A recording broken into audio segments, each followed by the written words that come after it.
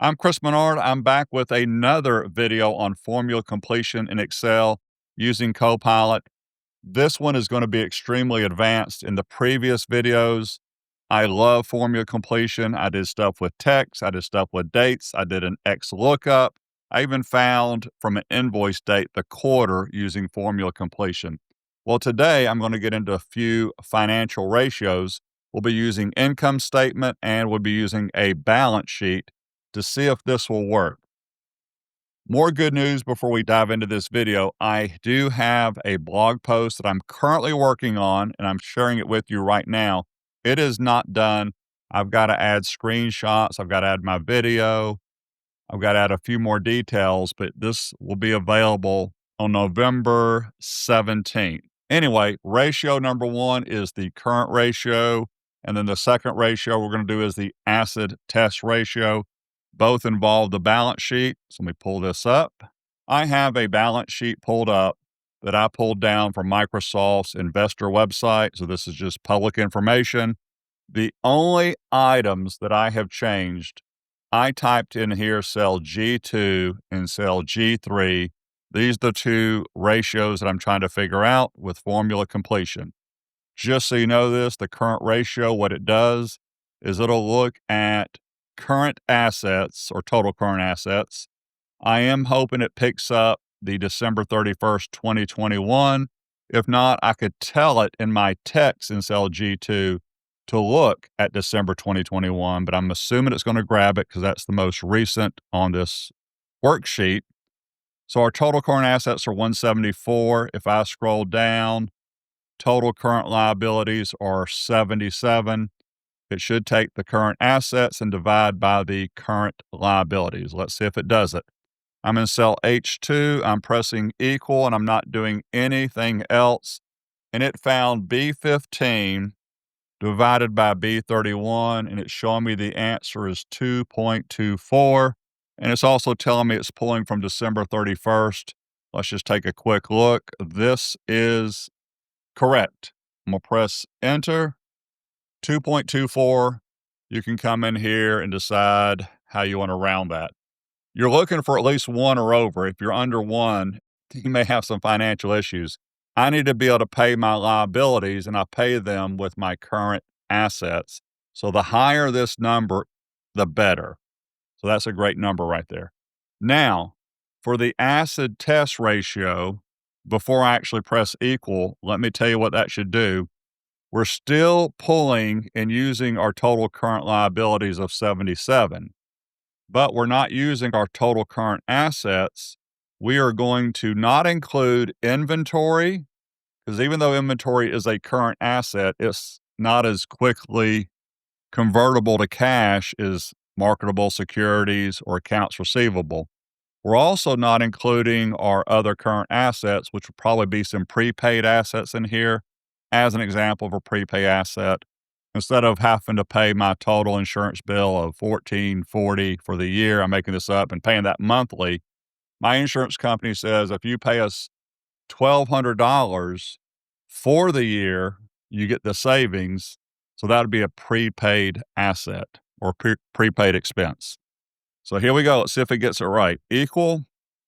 Come on. It did. Okay, I'm actually amazed by this one. It picked up B11, it got B12, but it did not do B13 and B14, which would be incorrect for this one. And it's still dividing by the total current liabilities. That number will obviously be less than the current ratio, but there I go. And that's still, by the way, a great number right there. So in full disclosure, when I was testing this a little bit earlier with some slightly different data, it didn't quite get the acid test ratio correct. For some reason, it wanted to keep picking up the inventory on another worksheet I was looking at. But this one, this was perfect on this Microsoft one. Let's go now do two more ratios. Let's move though from the balance sheet. Let's go over to the income statement. And again, on my blog post, we're going to do the gross margin percentage, and then we're going to do the profit margin percentage. And down below, I'm going to have a table in here. I will also reference Microsoft's blog posts on formula completion, plus other resources and other videos that I have done. I am over on the income statement now. I haven't even tested this at all here. Now that I'm looking at this, what's interesting is we've got 4 columns of data, so I may have to do a little tweaking with what I'm naming this. So as an example, here is our total revenue, 3 months, total revenue, 6 months. I'm looking at 2021 and 2021. I want to key on the 6 months for 2021.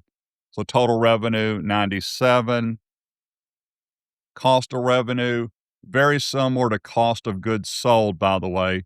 Cost of revenue is usually for a service company compared to manufacturing.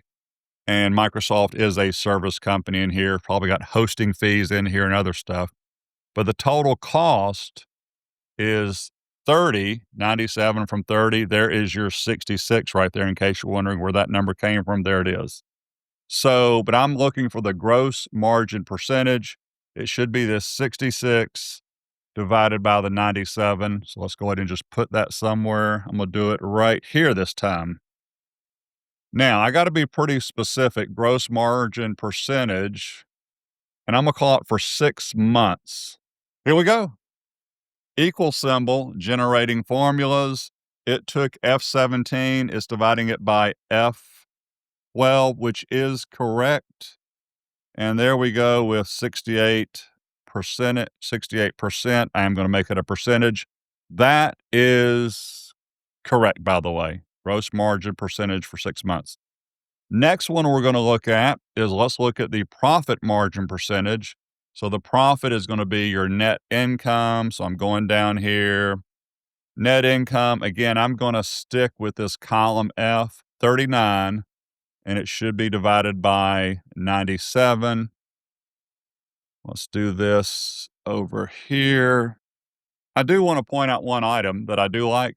I do like that Microsoft formula completion is smart enough, even though I am telling it for the 6 months, but it is smart enough to pick the year 2021 versus 2020. So it is getting the most recent month.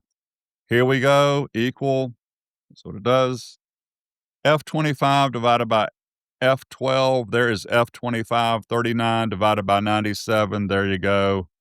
Gave me a dollar sign. I can fix that. 40%. That is, by the way, a great profit margin percentage. A lot of companies, depending on your industry, are just 10% or over, and sometimes a little under 10%, depending on the industry. That is a great profit margin percentage. So this is working out perfectly for the 4 financial ratios that I did today. Hope you enjoyed this video. I'll be sure to share this file if you want to go and test this yourself, because it is public information. I'll just put it on my blog post. That's where you'll find it when I'm done with this, and you can go and try this yourself. I'm giving a big thumbs up to the formula completion from Microsoft Excel. Great, great feature. Thank you for your time. My online training for Excel, Copilot, Teams, and OneNote are available online. Have a wonderful day. Thank you.